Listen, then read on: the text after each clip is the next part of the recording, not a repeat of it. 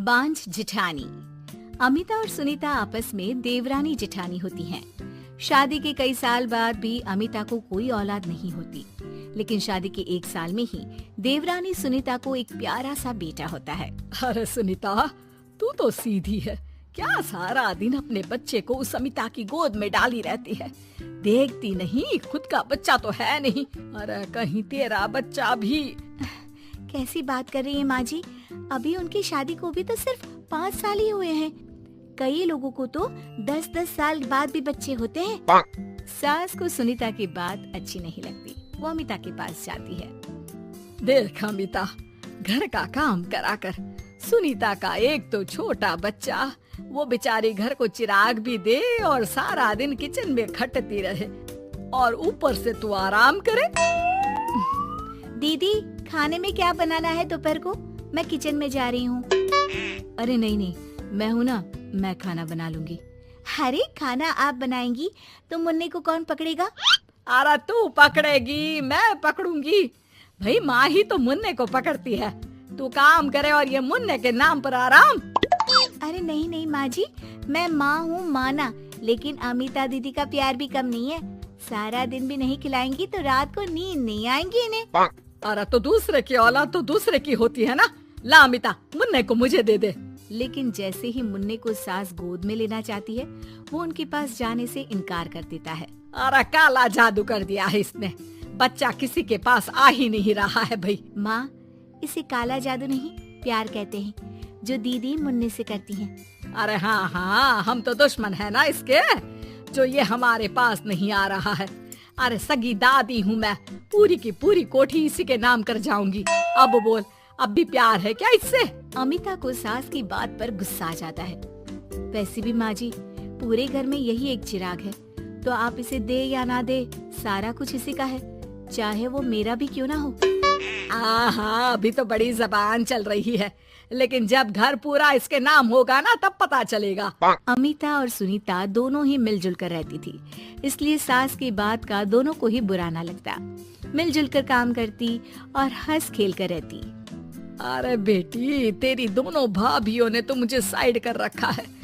अरे दोनों में इतनी पड़ती है कि मुझे तो डर लग रहा है, कहीं एक दिन ये दोनों मेरी बात मानने से इनकार ही ना कर दे।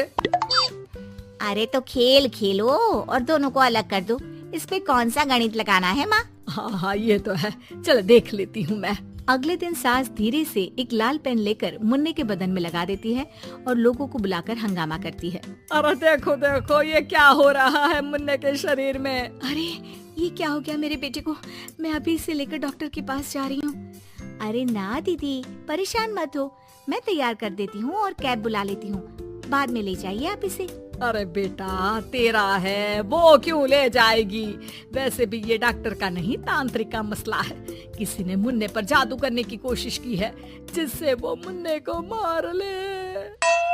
सुनीता ये सुनकर रोने लगती है। कौन मेरे मुन्ने को मारने की कोशिश करेगा माँ जी? नहीं, ऐसा कुछ नहीं होगा। सास अमिता की तरफ देखकर कहती है, अरे वही जिसकी खुद की औलाद ना हो। कैसी बात कर रही हैं माँ जी आप? मैं क्यों मारूंगी अपने ही बच्चे को? वो तो मेरे बेटे जैसा है। अरे बेटे जैसा है, बेटा तो नहीं है ना। वैसे भी मैंने तांत्रिक को फोन कर दिया है।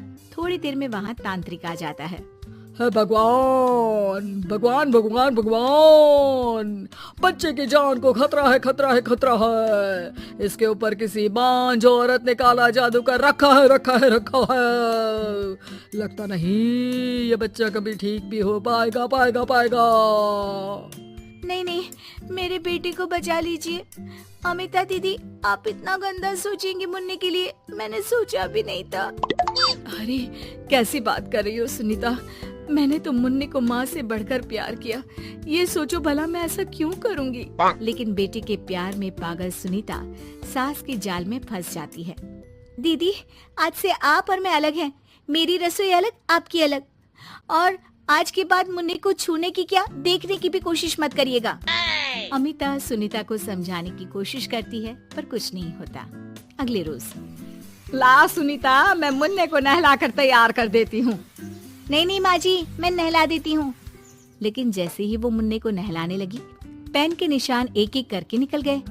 अरे माँ जी, ये तो किसी ने पेन से निशान बनाए थे। देखिए, जैसे ही मैंने मुन्ने को नहलाया सारे निकल गए। अब अरे नहीं नहीं बहू, ये तो बाबा का कमाल है कि बच्चे के ऊपर से ये साया धुल गया।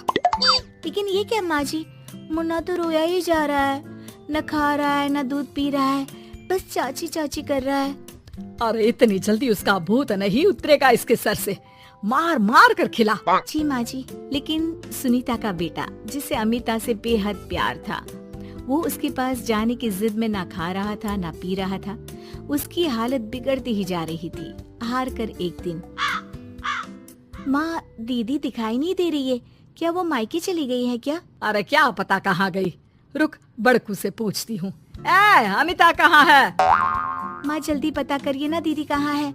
मुन्ने की हालत दीदी के लिए खराब होती जा रही है। सुनीता मुन्ने को लेकर नीचे अमिता के पास जाती है। अमिता बिस्तर पर पड़ी होती है। वो कमजोर सी दिखती है। बड़ी आराम से सो रही हैं आप, यहाँ मुन्ने की तबीयत खराब हो रही है। वो जैसे ही अमिता को छूती है, अरे दीदी ये क्या हो गया? आपकी तबीयत तो काफी खराब है। मुन्ने के बिना मैं नहीं रह सकती सुनीता, मैं उसके बिना नहीं रह सकती। मैं कसम खाकर कहती हूँ, मैंने मुन्ने को मारने की ऐसी कोई कोशिश नहीं की। मैं तो खुद मुन्ने के बिना मर जाऊंगी। मुन्ना आप ही का तो है दीदी, मुझे माफ कर दीजिए।